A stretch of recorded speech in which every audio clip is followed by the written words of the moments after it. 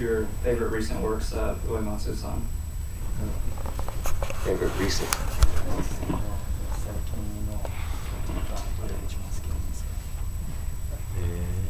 いっぱいあるんだよね。Too many. Too many. でも、なんだろう。To Xanarkand. Xanarkand, yeah. To Xanarkand, yeah. I agree. Yeah. Maybe, what about, everyone here knows that Uematsu-san is the composer of Final Fantasy XIV, which is, right? Yeah. 14 is not bad. Not bad. Yeah. I'm happy to tell you that we're going to play a little a small medley of new music by Nobuo Uematsu from Final Fantasy XIV this Saturday for the first time anywhere. So obviously, the game is not released. We must ask Square Enix when, but we think maybe if we're lucky, sometime in 2010, maybe sometime. But they gave us permission to play with high definition video a little medley, a short medley of a couple of songs from Final Fantasy XIV. So I'm very excited about that, and I was thinking maybe you could tell us of the things that we're playing.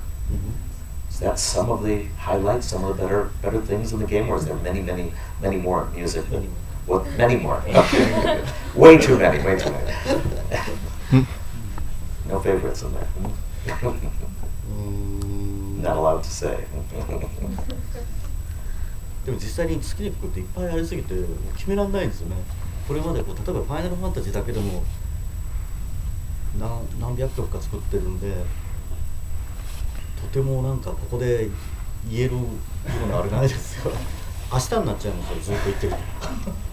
He's written so many Final Fantasy music that it's really too hard to decide which one's his favorite, and if you were to say all of them, it'll probably be tomorrow. That's right.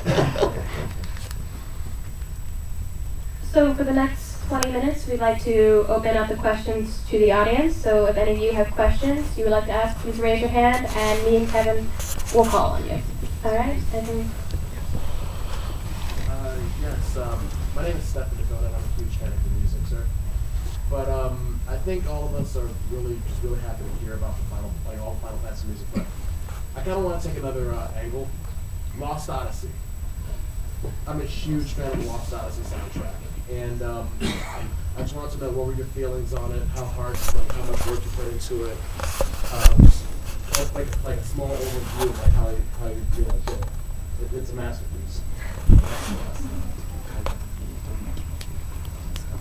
ロストオデッセイはすごく自信がありましたよ。自信がある作品ですよ、音楽は。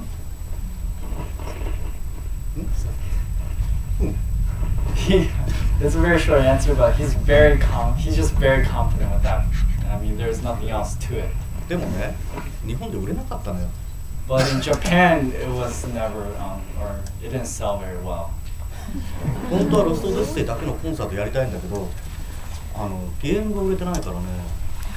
He really wants to do a concert just for Lost Odyssey, but since the game didn't sell very well, he's not able to. そうそう。アメリカだとできるかな。He says, do you think if he did it in the United States, you think it'll sell out? I absolutely. I think so.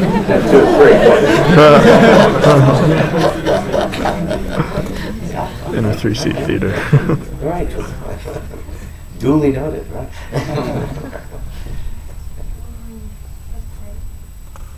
Back of the round.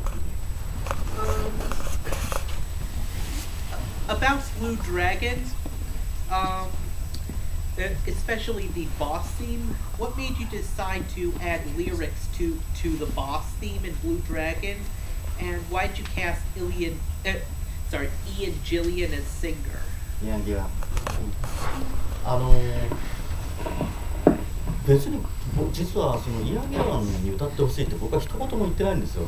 でもスタッフの中に僕がディープアップルっていうバンドが昔あったんですけど、それディープアップルが好きだっていうのを知ってて、なんかイアン・ギラン使えるかもしれないよって言うから、じゃあ使えるんだったら歌ってもらえるんだったら歌歌ってもらいましょうって言っただけで、まさか本当に実現するとは思ってなかったんですよ。なんでリラックスとか入れてますか？それはね、ディレクターの坂口がバトル曲にボーカルがあってもいいかもねって彼が欲しがってた。It wasn't really his choice. Sakamoto, director, he's actually Sakaguchi. Sorry, and he's the one that wanted the lyrics. He said it might go well with the music, and also the reason why they chose her to sing it was because it's part of the Diva Pro, and he knew that Uematsu really likes it, and so that maybe we could use her, and so they decided to use her for the battle scene or the boss scene, and use her for the scene.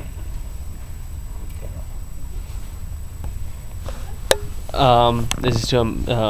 Uematsu. Do you notice any big differences between your fans of your music in the United States and in Japan and in other places of the world? 違い。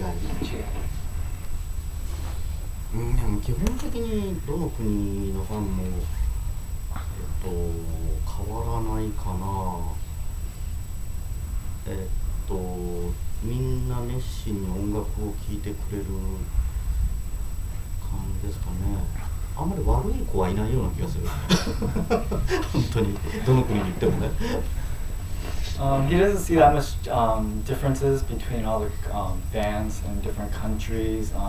There's just people that really like listening to music, and he says that also that he doesn't know that many bad people that listen to his music. So.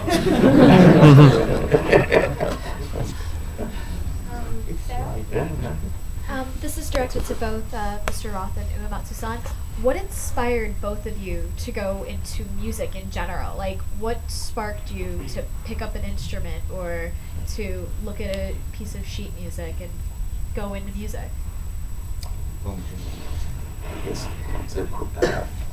What inspired us to go into a music career? For me, I can tell you that there's nobody in my family that was in music prior to that, so it wasn't an uncle or an aunt or a grandparent that might have been a model or something like that. I don't know. I mean, I frankly just picked up the violin because I either saw it on a concert or I saw somebody playing it, I suppose at some point, but at 7 or 8 years old is when I started studying violin, and it stuck. I have no idea why. Frankly, I mean, that's the honest answer.